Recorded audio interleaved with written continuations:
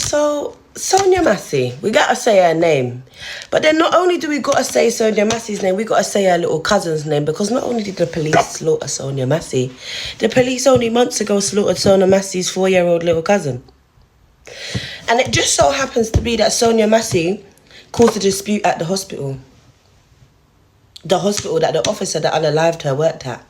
Imagine, and we're just going to see the body cam footage in a couple of days of what they did to that 4-year-old after his mother was essayed and stabbed. And guess what?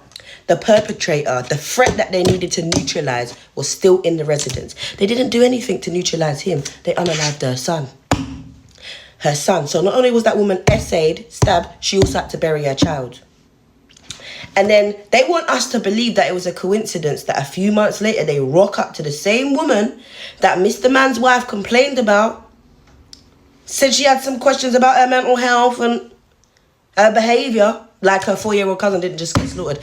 And then you want us to believe that just mere months later, said officer coincidentally rocks up to her residence with hatred in her heart, talking about it's just the crazy bitch. He knew whose house he was turning up to. He knew this was the woman that upset his wife in that hospital months before.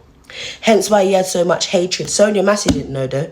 She felt like even though she knew what kind of demons these people could be, she felt like she was safe. She was about to be safe until the demon, something about that demon. One of her ancestors said, wake the fuck up. That's when she rebuked his ass in the name of Jesus. Because that's such if you do. And then the demon came out. And his hatred came out. And you want us to believe this was a coincidence. You're going to stop unaliving us the way that you do. Right?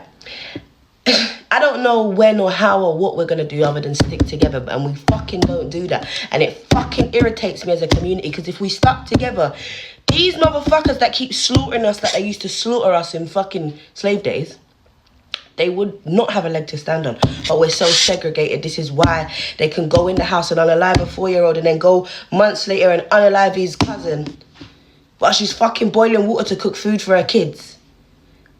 And what? If that other officer didn't have on his body cam fucking camera, today we would not be seeing an officer in custody. Remember that. He generally didn't realise that's why he snickered. You ain't got your camera on. Because he thought, yeah, I just cleared out a black woman and no one, I don't answer to no one. He didn't realise he was caught. And I hope justice is served. But you see, the 4-year-old, I can't wait to see that footage because we'll now know justice. We'll now know arrest. We're going to say their names, Sonia Massey and Little Terry. My condol... listen.